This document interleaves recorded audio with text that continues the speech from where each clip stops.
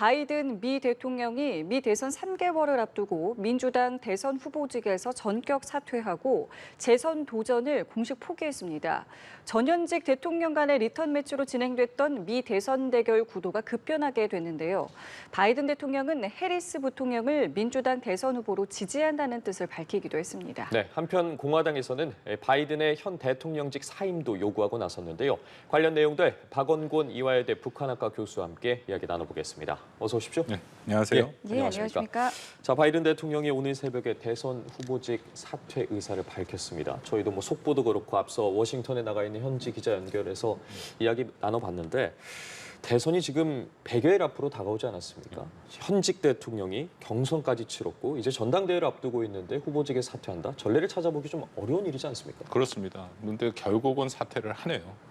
이 부분 정확히 말씀하신 것처럼 전례가 없기 때문에 미국 정치는 전통을 매우 중시합니다. 네. 이전에 그래도 유사한 사례를 찾으라 하면 1968년 선거에 당시 린던 존슨 당시 대통령이 근데 3월 달에 경선이 시작되는 초입에 재선을 포기한 적은 있었거든요. 근데 지금같이 경선이 사실상 다 끝난 상태고 말씀하신 민주당 전당대회가 다음 달 19일부터 22일 시카고에서 열리는데 그 전에 이렇게 사퇴한 것은 미국 정치 역사상 처음 있었던 일이다라는 걸 볼 수 있고요.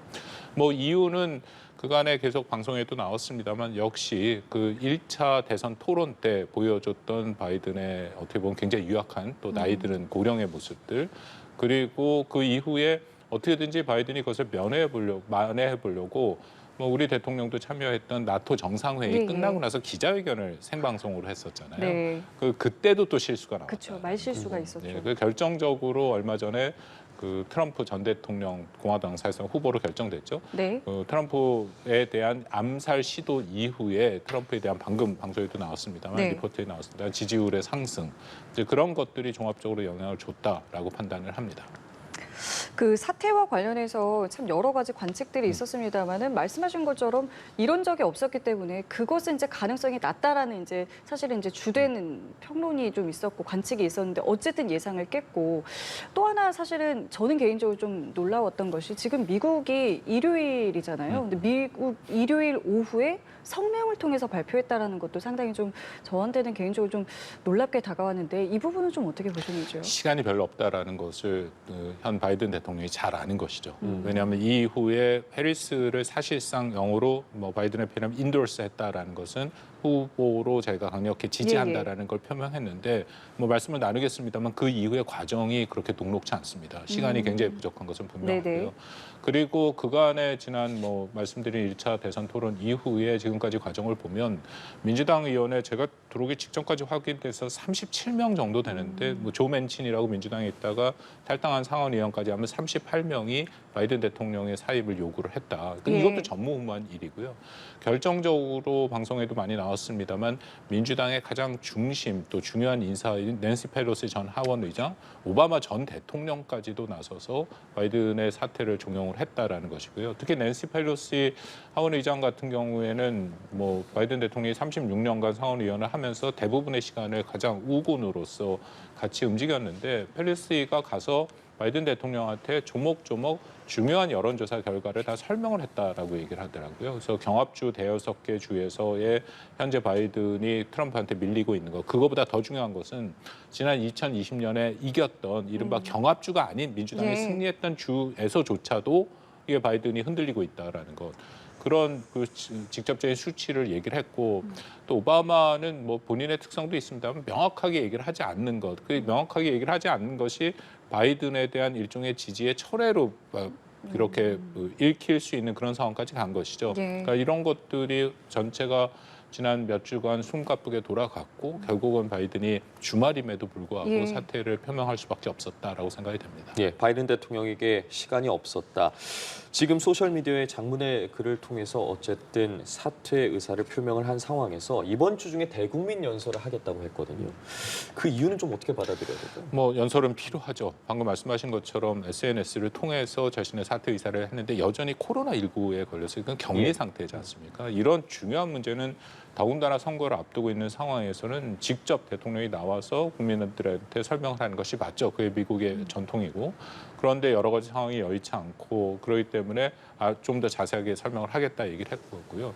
뭐 어쨌든 바이든 입장에서는 설명하는 것이 필요합니다. 본인이 물러나는 것도 중요하지만 대선 국면에서 해리스를 저희가 지지한다 했고 이 이후에 모든 과정들이 순조롭게 돼서 어쨌든 선거에서 이겨야 되니까 여기서 자기가 왜 물러날 수밖에 없느냐라는 것을 설명함과 동시에 또 해리스가 왜 그 적절한 후보냐, 더불어서 트럼프가 왜 대통령이 되면 47대 미국 대통령이 되면 안 되느냐까지 포함해서 예. 거기에 대한 아주 분명한 자신의 입장을 밝힐 필요는 있다. 그래서 아마 그 건강 회복되고 상황이 허용된다면 그런 연설을 할 가능성은 크죠. 앞으로 갈 과정이 굉장히 좀 복잡하고 이제 해야 할 것들이 많다라고 하셨는데 이미 월스트리트 저널에서는 이 사퇴만을 두고도 미국 정치사의 기념비적인 정치적 붕괴 가운데 하나다라고 벌써부터 이제 의미를 부여를 하고 있습니다. 지금 이것만으로도 상당한 뭐랄까요? 어떤 새로운 미국의 새로운 길이라고 해야 될까요? 그런 것들이 좀 나온다라고도 볼 수 있겠습니까? 새로운 전례가 생기는 거죠. 그러니까 미국은 거듭 말씀드린다면 정치 전통을 매우 중시하는 예. 그런 것들이 있기 때문에 이전에 없었던 것들을 웬만하면 건드리진 않습니다. 그러니까 계속해서 그러니까 예를 들어 대표적인 게 이제는 미국 그 정치에 대해서 선거 특히 미국 대선에 대해서 많은 분들이 잘 알고 계신데 선거인단 선거라는 걸 간접 선거를 하잖아요. 예. 이게 어떻게 보면은 직접 선거보다 훨씬 표심이 왜곡돼서 반영될 수 있는 그런 선거임에도 불구하고 계속 유지하는 것이 이게 전통을 흔들리지 않겠다라는 그런 것이 강한 면이 있죠. 그렇다면 이번에 바이든의 사태 같은 경우에도 사실상 이제 뭐 한 달도 안 남은 그 전당대회를 앞두고 확정되다시피 한 후보가 물러나는 건 물론 자의에서 물러나는 거지만 이 과정에서 보면 당 내에서 그런 그 물러나라는 목소리가 나왔다라는 거잖아요. 네. 그러니까 이런 것 자체가 그리고 실질적으로 물러나게 됐고 이런 것이 전례가 없었다라는 부분은 분명히 있습니다. 이제 문제는 뭐냐면 그러기 때문에 앞으로 해리스를 뭐 바이든 대통령이 지지를 했습니다만 이 후속 과정을 어떻게 다 마무리할 것인가도 한 번도 가본 길이 아니기 때문에 굉장히 다양한 여러 가지 얘기들이 나오고 있는 상황이죠. 예, 지금 바이든 대통령이 해리스 부통령을 지지한다고 선언을 한 상황이고 이와 관련해서 트럼프 전 대통령 역시 입장을 내놨습니다. 오히려 뭐 바이든 대통령보다 카멀라 해리스는 더 쉽게 이길 수 있다. 그러면서 바이든 대통령은 미 역사상 최악의 대통령으로 기록될 것이다. 라고 이야기를 했는데 이 상황을 바라보는 지금 트럼프 전 대통령의 입장은 어떨까요? 글쎄 뭐 트럼프 전 대통령이 표현은 그렇게 하긴 했습니다만 글쎄 과연 바이든보다 카멀라 해리스 부통령이 더 쉬운 상대일까에 대해서는 좀 두고 볼 필요가 있다. 왜냐하면 트럼프 대통령 지난번 전당대회에서 연설을 93분 연설을 하지 않았습니까? 그 연설을 내용을 보면 이전의 트럼프와 굉장히 다른 연설을 했죠. 이제 흔히 트럼프의 가장 큰 약점으로 지적이 되는 게 미국에는 대통령다움이다라는 표현이 있습니다. 근데 그 연설을 전까지만 하더라도 대통령다움과 가장 거리가 먼 그런 후보이자 전 대통령이다라는 것이 트럼프에 대한 중평이었는데 그 연설을 보면 처음으로 미국의 주류 언론들, 트럼프에 굉장히 부정적으로 얘기하는 많은 언론들이 여기서 트럼프의 대통령다움을 좀 봤다라는 평가가 나오거든요. 통합을 얘기를 했다라는 것 자체가 뭐 굉장히 다른 모습들. 그러니까 그 배경에는 바이든과의 선거에서 자기가 승기를 잡았다라는 그런 확신이 있었다라고 생각합니다. 물론 거기 바로 전에 그런 암살 시도에서 어떻게 보면 영웅적인 모습, 한 장의 사진이 다 대변하는 영웅적인 모습을 연출을 했고 방금도 뭐 우리 연합에서도 보도가 나왔습니다만 트럼프에 대한 긍정적인 이미지가 지난 몇 년간 가장 높게 나왔다라는 것도 다 그런 이유거든요. 그래서 바이든에는 승산이 있다라고 생각을 했는데 이게 바뀌니까 카멀라 해리스는 물론 장단점이 있습니다만 어쨌든 민주당이 그렇게 고민을 하고 바이든이 물러날 상황에서는 해리스라는 새로운 카드를 걸 수밖에 없었다. 그렇다면 트럼프도 그간의 바이든의 준비와는 다르게 해리스라는 새로운 인물을 준비를 해야 되는데 가장 여러 가지 뭐 측면이 있습니다만 트럼프 입장에서는 좀 걸끄러운 게 두 가지죠. 하나는 나이가 역시 한 20살 차이가 난다라는 거, 60세니까 한 10몇 살 차이가 나죠. 그렇다는 젊은 역동성, 계속해서 이번 선거는 이 나이 고령화에 대한 문제가 있고 물론 트럼프는 그걸 극복하는 모습을 보여줍니다만 물리적으로 둘이 같이 나왔을 때의 그런 연령차는 분명히 보일 수밖에 없는 거고 또 하나는 해리스가 갖고 있는 가장 큰 특징이죠. 여성. 단순히 여성일 뿐만 아니라 흑인이고 아시아계입니다. 아버지는 자메이카 출신계의 흑인이고 엄마는 인도계였거든요. 그렇다면 아시겠지만 힐러리 클린턴 전 국무장관이 8년 전에 대선을 했습니다만 실패했다. 그러니까 아직까지도 미국의 대통령에 여성 대통령이 없습니다. 그러니까 그런 면은 굉장히 상징적이고 또 민주당이 추구하는 가치에 맞는 형태거든요. 소수로서 어쨌든 주류가 아닌데 여성, 흑인 그런 아시아계 그렇다면 트럼프와 굉장히 대비되는 형태로 갈 수 있다. 최소한 민주당의 지지층을 다 모을 수 있다라는 측면에서는 이게 어떻게 보면 바이든보다는 유리한 점이 있기 때문에 트럼프도 이전 바이든보다는 조금 더 긴장해야 되는 상황이 올 수도 있다라고 생각합니다. 전략 수정이 이제 불가피한 상황이라는 말씀이신데 공화당 주요 인사들은 아예 지금 대통령직까지 사퇴하는 것이 맞다라는 일각의 좀 요구도 있는데 이런 주장은 왜 나오고 있다고 또 보십니까? 정치 공세죠. 왜냐하면 해리스를 공격하기 위해서는 바이든을 공격하는 게 유효합니다. 왜냐하면 바이든 해리스는 같은 팀이고 대통령 네. 부통령이기 때문에 바이든 행정부의 공과를 온전히 가져가는 것이 해리스거든요. 그렇다면 공화당 입장에서는 당연히 바이든의 실정을 얘기하고 뭐 이 후보뿐만 아니라 대통령에도 물러나라. 그만큼 바이든 행정부가 제대로 하지 못했다라고 비판의 목소리를 내는 것이 결국 해리스를 공격하는 포인트가 그렇게 되는 것이죠. 되는군요. 예. 지금 민주당 내부에서 어쨌든 차기 후보를 어떻게 해야 될지에 대해서 고민이 많을 것 같은데 지금 바이든 대통령이 어쨌든 해리스 부통령을 지지 선언을 한 상황에서 차기 후보 선출이 그렇다면 어떤 방식으로 이루어질지에 대해서도 많은 분들이 관심을 갖고 있거든요. 그 말씀드린 것처럼 한 번도 안 가본 길이라서 굉장히 네. 다양한 얘기가 있습니다. 근데 중요한 것은 미국의 예를 들어서 오하이오주도 그렇고 네바다주도 그렇고 워싱턴 DC도 그렇고 몇몇 주가 선거일 그러니까 대선 투표일 90일 전에 후보를 확정해야 됩니다. 그렇게 해야 선거 당일에 투표용지에 이름이 들어가거든요. 그게 언제쯤인가요? 그게 그렇다면 역산을 한다면 8월 7일 정도거든요. 얼마 안 남았네요. 얼마 안 남았고 전당대회는 8월 19일이잖아요. 그쵸. 그래서 원래 전당대회에서 확정을 해야 되는 거. 그래서 이것을 이미 뭐 민주당에서 화상 투표 얘기를 했었습니다. 예. 그 전에 왜냐하면 예를 들어서 오하이오주 같은 경우에는 이른바 그 스윙 스테이트 경합주이기 때문에 이번 선거의 승패를 좌우할 중요한 주 중에 하나거든요. 근데 투표 용지에 민주당 후보 이름이 없다라는 것은 그 주를 놓치게 그쵸. 되는 거죠, 사실상. 예. 그렇다면은 이것은 민주당으로서는 큰 패착이 될 수밖에 없기 때문에 그 전에 이것을 끝내야 된다. 그럼 시간이 없다라는 얘기가 그래서 아까 처음 말씀을 드린 것처럼 뭐 화상 투표를 한다면 8월 초 정도에는 결정이 돼서 7일 전에는 반드시 이 후보가 결정이 돼야 되는 네. 그런 상황입니다. 그게 하나 있고요. 그 만약에 정말 그것을 다 넘어가서 8월 19일부터 22일 전당대회에서 결정을 한다. 원칙은 전당대회에서 결정하는 것이 맞죠. 근데 이게 문제는 미국의 선거 제도가 좀 뭐 복잡하긴 합니다만 선거인 그 미국의 그 민주당에서의 그 대표자들이 다 모여갖고 근데 사실상 뭐 한 3분의 1 그 필요한 숫자 4천 명이 넘는데 그중 2천 몇 명에 가까운 숫자가 이미 바이든을 자기는 지지한다 얘기를 해갖고 거기서 공식화하는 거거든요. 근데 바이든이 빠진다 해서 바이든이 해리스를 지지한다라고 얘기를 해서 반드시 그 사람들이 해리스를 지지할 이유는 전혀 없습니다. 결정은 그 사람들이 하는 거거든요. 그래서 일부 민주당에서는 뭐 그것도 약간 개방형으로 하자. 근데 문제는 그렇게 되면 누구든지 나올 수가 있다라는 거거든요. 그럼 다시 경선을 해야 다시 될 경선을 수는 해야 있네요. 되는 상황이 올 수 있다라는 거기 때문에 그것도 한 번도 안 해본 걸 지금 제가 말씀을 드리는 거라서 그렇게 됐을 때 그 혼란이 어떻게 될 것이냐. 이미 거기에 대해 좀 문제가 있는 것이 그냥 뭐 바이든이 그렇게 얘기를 했다 하더라도 반드시 바이든의 말을 다 들을 필요는 없는 거죠. 그렇죠. 대의원들이요. 예, 대의원들도 그렇고 예를 들어서 조 맨친 상원의원 그 웨스트 버지니아의 상원의원인데 이 사람은 지난 민주당 경선에 나왔던 사람입니다.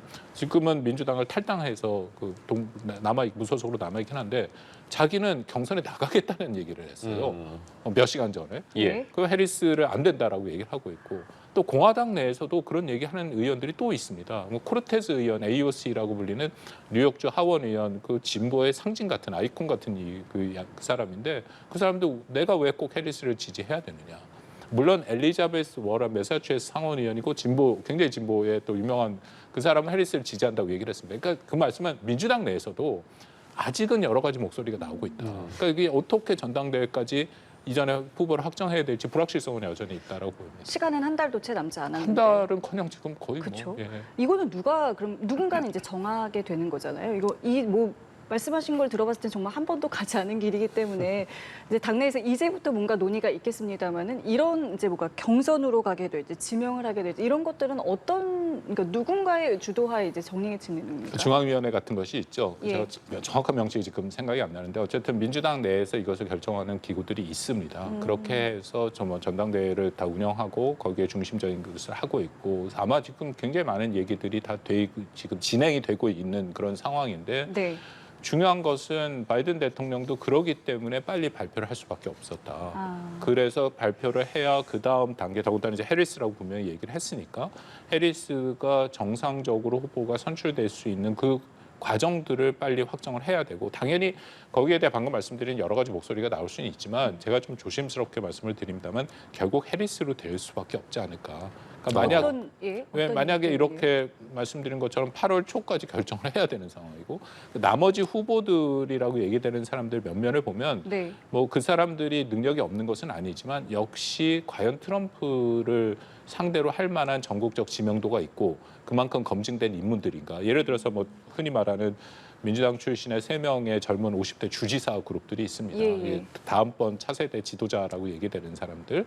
뭐 예를 들어 대표적인 인물 중에 하나가 이제 개빈 뉴섬 캘리포니아 주지사 같은 사람인데 네. 이 사람은 이미 해리스에 대한 지지를 몇 시간 전에 얘기를 했습니다. 예. 이제 그런 상황이라서 좀 자연스럽게 좀 정리가 되지 않을까라고는 생각은 있는 거죠. 모든 가능성은 어쨌든 열려 있지만 종합적인 상황으로 봤을 때 해리스 부통령이 가장 유력하다는 건데 해리스 부통령 같은 경우에도 어쨌든 자신감을 표명했거든요. 트럼프 전 대통령과의 대결 지금 어떻게 받아들이고 있을까요?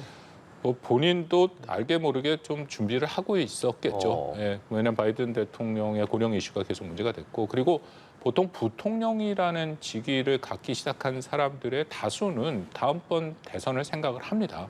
부통령 출신의 대선에 나간 사람들이 적지 않게 있고 하기 때문에 뭐 네. 대표적인 게 결국 바이든도 그쵸. 부통령이었는데 대통령까지 간 거였고요. 예. 가장 최근 사례죠. 그러기 때문에 나름대로 여러 가지 준비를 하고 있었고 그리고 카밀라 해리스의 정치적인 여러 가지 경력을 보면 이 사람이 분명히 어떤 그 대통령까지 하겠다라는 정치적인 욕구는 굉장히 강한 것은 확인이 됩니다. 그리고 많은 부분 거의 뭐 최초라는 그런 수식어를 달고 여태까지 왔던 사람도 맞고요. 그렇기 때문에 뭐 전반적인 상황들에 대한 대비는 하고 있었을 가능성이 매우 높게 보는 게 맞겠죠. 걸어온 길을 보면은 이제 대통령으로서의 준비를 했다라고 하셨는데 미국 내에서 해리스에 대한 평가는 좀 어떤지도 궁금합니다. 글쎄 해리스에 대한 평가는 뭐 장점과 단점이 둘 다 얘기가 되고 있는데 단점부터 말씀드리면 그 부통령으로서 재직을 하는데 존재감이 너무 없다라는 얘기가 들립니다. 왜냐하면 부통령 사실 미국의 대통령과 부통령은 좀 애매한 관계긴 하거든요. 왜냐하면 부통령이 2인자는 아닙니다. 그렇다고 자기가 너무 이렇게 나타날 경우에는 대통령을 오히려 하는 거기 때문에 적절한 수준에서의 움직임이 필요하다. 근데 그럼에도 부통령 같은 경우에도 자신들의 어젠다, 중요한 어젠다 한두 가지를 갖고 뭔가 자신의 입장을 밝히고 나가는 경우가 있거든요. 예를 들어서 바이든이 부통령 때 한 것이 뭐냐면 핵 없는 세상. 이게 마치 오바마의 어젠다라고 생각을 하는데 이게 바이든의 어젠다였습니다. 그런 거를 대통령한테 설득을 해서 끌어나가게 하는 그런 모습들이 있었는데 해리스는 그런 모습이 보이지 않았다라는 거고 또 하나는 해리스 입장에서는 조금 억울한 면도 있겠죠. 왜냐하면 바이든 행정부 자체의 지지도가 높지 않습니다. 40% 그 정도 수준이기 때문에 당연히 바이든 행정부의 핵심 일원인 부통령으로서의 지지도도 그렇게 높지 않다라는 것이 하나의 단점이다라고 볼 수는 있는데요. 장점은 아까 말씀드린 것처럼 최초라는 수식어를 많이 쓴 그런 정치인이죠. 그리고 나름대로 39세 때 샌프란시스코 검사장이 됐고 46세에 법무장관이 됐고 그리고 2016년에 캘리포니아주 연방 상원 의원이 됐는데 흑인 여성으로서는 그 캐럴 브라운이라는 사람에 의해서 두 번째 상원 의원입니다. 예. 그리고 30세에 그런 검사장에 된 것도 굉장히 빠르게 된 거기 때문에 특히 캘리포니아 최초 흑인 여성 법무장관이 된 거. 그러니까 그런 그 정치적인 경력을 봐서는 상당 부분 뭐 능력이 없다고 볼 수는 없겠죠. 여기까지 온 거를 보면요. 네, 여러 가지 것들을 봤을 때도 뭐 제2의 버락 오바마다 뭐 이런 이야기도 나오고 있는데 앞서 저희가 관련 내용 다루면서 그렇다면 바이든 대통령이 만약에 후보직으로 사퇴한다고 했을 때 계속해서 거론되는 이름 중에 하나가 뭐 해리스 부통령뿐만 아니라 여러 인물이 있었습니다. 그 중에 또 한 명이 이 오바마 전 대통령의 부인인 미셸 오바마에 대한 이야기도 나왔었거든요.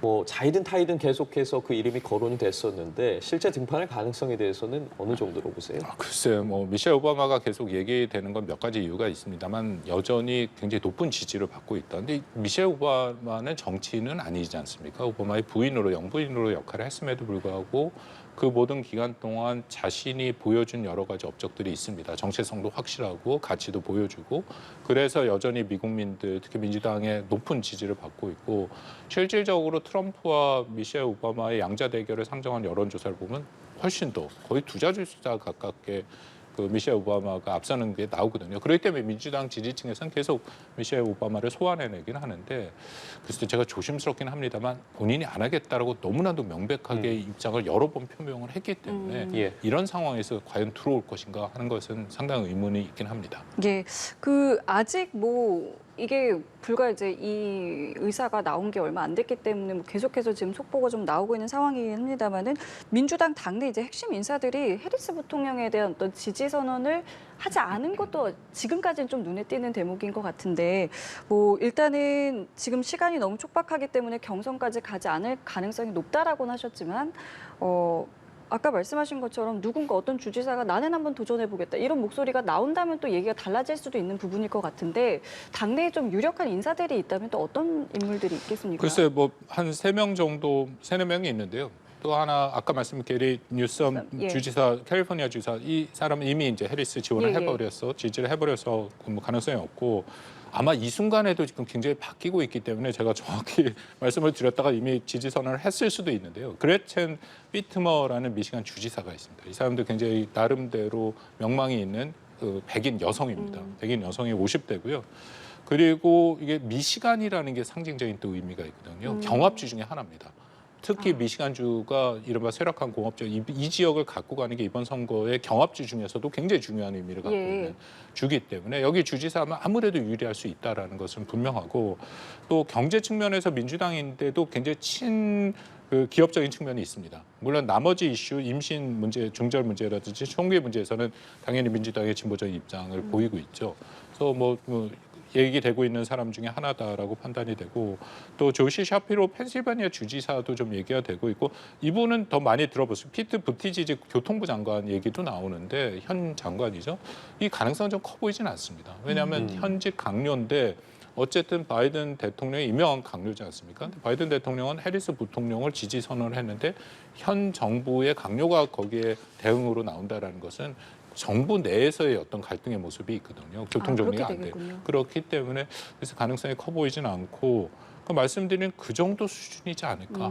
그 아까 말씀드린 조맨친 상원의원이 얘기했습니다만 이 사람은 일단 또 민주당을 탈당한 상태라서 지난번 경선에 나와서 뭐 그렇게 유의미하게 보이지는 않았거든요. 어떻게 될지는 좀 두고 봐야겠습니다만. 그럼 만약에 이제 해리스가 대선 후보가 된다 한다면 그 경선 자금, 그러니까 그 자금에 관한 부분들도 사실 얘기가 많이 나왔는데 그 부분도 그냥 같이 가져가게 되는 거죠. 이 부분도 전례가 없어서 그렇군요. 약간은 좀 조심스럽게 말씀을 드려야 예. 되고요. 일단 현재까지 바이든 캠프가 거둔 기부금이 약 9,100만 달러, 1,260억 정도 됩니다. 그래서 바이든의 선거 운동 본부라는 것이 바이든 후보, 대통령 후보 그리고 어쨌든 해리스가 부통령 후보니까 하나의 팀인 거지 않습니까? 그렇죠. 그래서 연방 선거 자금법에 따라서 문제없이 이 자금을 쓸 수 있다라는 그런 해석이 많습니다. 그게 좀 주된 해석인데 근데 문제는 다른 해석도 있어요. 왜냐하면 바이든 대통령이 민주당 전당대회에서 대선 후보로 공식 지명이 되지 않지 않았습니까? 그러니까 공식 지명 전에 사퇴한 것이므로 해리스 부통령도 역시 공식적인 러닝메이트로 볼 수 없다라는 해석도 가능합니다. 그렇다면은 이 사용권에 대한 법적 논쟁이 또 제기될 수 있습니다. 그러니까 안 해본 거기 때문에 뭐라고 제가 정확히 말씀드리기 저도 어려운 건데요. 예. 그 양쪽의 해석은 다 있다. 근데 크게 문제 없이 쓸 수는 있다. 다만 이런 걸 있습니다. 만약에 완전히 해리스도 아니고 제3자가 생겼다 네. 하면 이것은 미국 선거법상 이건 다른 캠프가 생기는 거잖아요. 그쵸. 한 캠프에서 다른 캠프로 그 기부하는 규모는 수천 달러밖에 안 됩니다. 그러니까 이 1,260억이 못 넘어가고요. 그럼 무슨 방법이냐? 기존의 바이든 캠프에 그 기부를 했던 기부자들로 하여금 돈을 도로 가져가라. 그래서 그 돈을 새 캠프에 내라. 근데 이게 말이 쉽지. 이 기간 동안 그게 과연 가능할 건지에 대한 여러 가지 것들 불확실성이 그만큼 크다라고 보시면 됩니다. 예, 이렇게 상황이 어쨌든 혼란스러운데 유럽 정상들도 이와 관련해서 계속해서 이야기를 내놓고 있거든요. 뭐 최선의 이익을 위한 결정이었을 것이다. 어려운 결단을 존중한다. 그런데 또 러시아의 반응이 또 눈에 띕니다. 우리는 어쨌든 미 대선 결과보다 우크라전이 우선순위다. 이와 관련한 상황으로 인해서 좀 우크라이나전의 변수가 될 수 있을 거라고 보십니까? 러시아는 그렇게 입장을 밝힐 수밖에 없죠. 왜냐하면 러시아는 2020년, 2016년 선거, 미국 대선에 다 개입했다라는 그런 그 문제 제기가 계속되고 있고 실질적으로 증거도 나오고 있기 때문에 예. 뭐 공식적인 입장에서 뭐 미국 대선에 대해서 자기가 바이든 입장을 뭐 지지를 하거나 혹은 트럼프를 지지하거나 물론 뭐 푸틴의 입장에서는 트럼프를 지지하겠죠. 왜냐하면 트럼프가 여러 가지 우크라이나 전쟁도 빨리 끝내겠다 얘기를 했고 그런 면에서는 훨씬 더 러시아의 국익 차원에서는 트럼프가 더 중요하고 유리하다고 생각을 하겠지만 일부러 길을 좀 둔다라는 것은 분명하고 우크라이나 전쟁에 대해서도 뭐 당연히 미국 대선이 러시아 입장에서 매우 중요합니다. 트럼프는 여러 차례 얘기를 했습니다만 자기가 대통령이 되면 우크라이나의 종전을 빠르게 모색하겠다. 그리고 우크라이나에 대한 지원을 재검토하겠다. 동시에 나토를 여전히 비용을 내지 않는 우크라이나 전쟁에 대해서도 미국이 뭐 훨씬 10배, 정확한 수치가 전혀 아닌데 10배 이상 비용을 지불했다라는 식으로 나토 동맹국들을 비판하고 있는 상황이니까 이런 정체적인 측면에서의 러시아 입장에서는 당연히 뭐 푸틴 입장에서는 트럼프를 좀 더 선회할 가능성 크다라고 생각합니다. 예, 우리 정부도 일단은 입장을 내는 것이 이제 우리는 미국과 꾸준하게 이제 협력을 계속해 나갈 것이다라는 어떤 일반적인 입장을 내놨는데요. 이렇게 된다면 이제 우리 정부에서 입장에서는 뭐 어떤 것들을 좀 대비를 해야 되겠습니까? 우리 둘 다 대비를 해야죠. 어쨌든 바이든 정부가 내년 1월 20일까지 갑니다. 그렇죠. 예. 그거는 현 정부고 그리고 뭐 대선 결과는 누구도 장담을 못하니까 바이든 정부의 해리스가 됐던 사실상 2기가 출범할 수도 있는 것이고요. 아니면 아예 트럼프에 새롭게 귀환이 가능할 수도 있다. 그렇다면 한국뿐만 아니라 모든 국가들이 양쪽에 다 대한 준비를 하고 있다. 네. 일부 국가는 좀 더 노골적으로 트럼프의 가능성을 높이 봐서 공개 행보도 많이 보이고 있는데 우리도 둘 다를 준비할 필요는 있다. 근데 특히 미국의 정치 시스템은 이게 공식적인 공개적인 로비가 가능합니다. 근데 제가 이해하기로는 뭐 우리 주미 한국 대사관에서도 몇 로비 업체들을 예. 선정을 해서 작용을 하고 있다고 생각이 되는데 제 판단에는 현재 뭐 트럼프 기존의 바이든은 우리가 네트워크를 갖고 있으니까 트럼프와의 관계를 새롭게 정형하거나 네트워크를 강화하기 위해서는 특히 우리는 대외 정책, 외교 정책이 중요하니까요. 네. 근데 문제는 트럼프의 측근이다라고 얘기하는 사람들이 너무 많다라는 것이고 또 그들이 하는 얘기가 너무 다양하다라는 것이고 또 사실상 트럼프 캠프에 있는 사람들도 아니다라는 것이 우리가 흔히 요즘 많이 얘기되는 사람들의 면면이거든요. 그렇다면 미국의 정치 시스템 상황에서 중요한 것은 의회입니다. 특히 상원 같은 경우에는 외교 정책, 대외 정책에 미치는 영향이 막강합니다. 그래서 상원 이번에 그 상원 선거도 같이 있습니다만 공화당이 상원을 다시 점령할 다수당이 될 가능성도 배제할 수 없거든요. 그렇다면 상원 의원들, 보좌관을 중심으로 공개적인 우리도 나름대로 공화당 그쪽에 지금부터 좀 강화된 물론 하고 있는 거로 제가 알고 있습니다만 좀 더 강화된 그런 일종의 한국의 여러 가지 입장들을 반영하는 그런 작업들이 필요하다고 생각합니다. 그렇다면 그 범위를 한반도 안보로 조금 더 좁혀보도록 하겠습니다. 지금 트럼프 전 대통령 같은 경우에도 김정은 국무위원장에 대한 언급도 있었고 북한이 어쨌든 뭐 오물풍선 등으로 계속해서 도발을 하고 있는 상황인데 앞으로 남은 미 대선 기간까지 북한이 어떠한 방식으로 이런 도발에 나설지 그 수위는 어떻게 될지에 대해서도 한번 좀 짚어봐야 될 것 같거든요. 일단 트럼프 전 대통령이 지난 공화당 전당대회 수락 연설에도 그렇고 그 후에 유세에서 이제 김정은 얘기를 많이 하고 있어서 여러 가지 우려가 있는데 우리가 잘 이해할 필요가 있습니다. 일단 트럼프의 발언의 가장 큰 맥락은 현 바이든 정부의 대북 정책을 비판하는 것이죠. 왜냐하면 현 바이든 정부 들어서서 북한이 대륙간 탄도미사일 시험을 재개를 했고 핵을 계속 고도화했고 하고 있고 근데 자기가 트럼프가 집권할 때 최소한 북한이 대륙간 탄도미사일 미 본토를 공격할 수 있는 그 탄도미사일 발사 시험을 하지 않은 것은 맞거든요. 그거를 바이든 행정부의 대북 정책을 계속해서 그렇게 공격하는 형태로 사용되는 거고 두 번째는 트럼프 행정부의 대외 정책의 특징이 백악관 대통령 중심주의입니다. 그거는 기존에 미국이 해왔던 대외 정책에 작동하는 원리랑 굉장히 다르죠. 원래는 국무부 중심, 전문가 중심으로 갑니다. 그렇기 때문에 바이든이 취임해서 첫 번째 대외 정책 발표를 국무부에서 토니 블링컨 국무장관을 세워놓고 했습니다. 그거는 그만큼 이전의 시스템으로 복원하겠다는 의미를 얘기하는 거거든요. 근데 트럼프가 되면 당연히 이미 얘기를 했습니다만 개인 관계를 강조하잖아요. 김정은과의 관계, 푸틴과의 관계, 시진핑과의 관계. 그렇다면 개인적인 대통령 중심의 그런 외교 정책을 할 가능성이 높다. 그거가 두 번째고요. 세 번째는 과연 2018, 19년에 트럼프가 보여준 것처럼 그렇게 적극적으로 김정은과 접촉을 할 것이냐. 거기에 대해서는 좀 조심스럽습니다. 거기에 대해서 김정은이 과연 응할 것인가에 대해서 상당히 의구심이 들고요. 그전같이. 두 번째는 트럼프가 뭐 본인이 얘기했습니다만 대외 정책의 우선순위는 우크라이나 그리고 지금 있는 팔레스타인의 그 이스라엘과 하마스 전쟁 그리고 중국의 문제거든요. 물론 뭐 북한 얘기를 안 하는 것은 아닙니다만 과연 그만큼의 우선순위를 두고 자기의 시간과 정치적 자산을 쓸 것이냐. 예. 그 부분에 대해서도 조금 더 지켜볼 필요가 있다고 생각합니다. 사실 이렇게 돌아보면은 불과 지난 주말에 트럼프 전 대통령의 피격이 있었고요. 그 이후에 공화당 전당대회가 있었고 저희도 일주일 사이에 공화당 이 소식을 참 많이 전하면서 이 선거는 이게 또 바람이라고 하지 않겠습니까? 미국 내에서 이 공화당 이제 분위기가 막 한껏 달아올랐는데 지금 이게 또 일주일 만에 대통령이 이제 현직 대통령이 나는 이제 안 하겠다라고 이제 선언을 했습니다. 이것이 이제 민주당과 그 지지자들 그리고 유권자들에게는 뭐 어떤 분위기를 좀 줄 것 같으세요?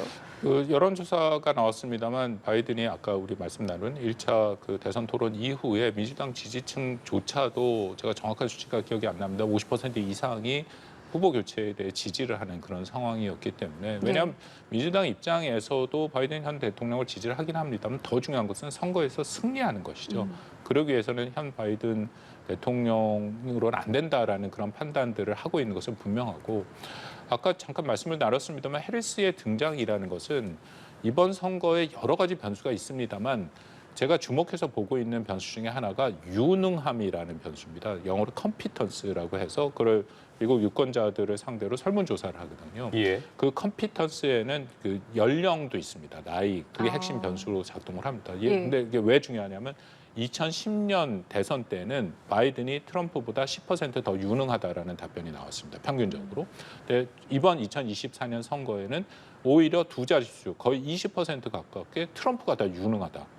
그러니까 이게 결국 나이 변수를 얘기를 하는 건데 이것은 없앨 수 있는 방법이 없는 거죠. 민주당 입장에서는. 그런 상황에서 해리스로 교체가 된다면 그건 나이 변수는 오히려 트럼프한테 불리하게 작동할 수 있는 그런 면으로 작동하기 되게 돼 있다라는 거지 않습니까? 네.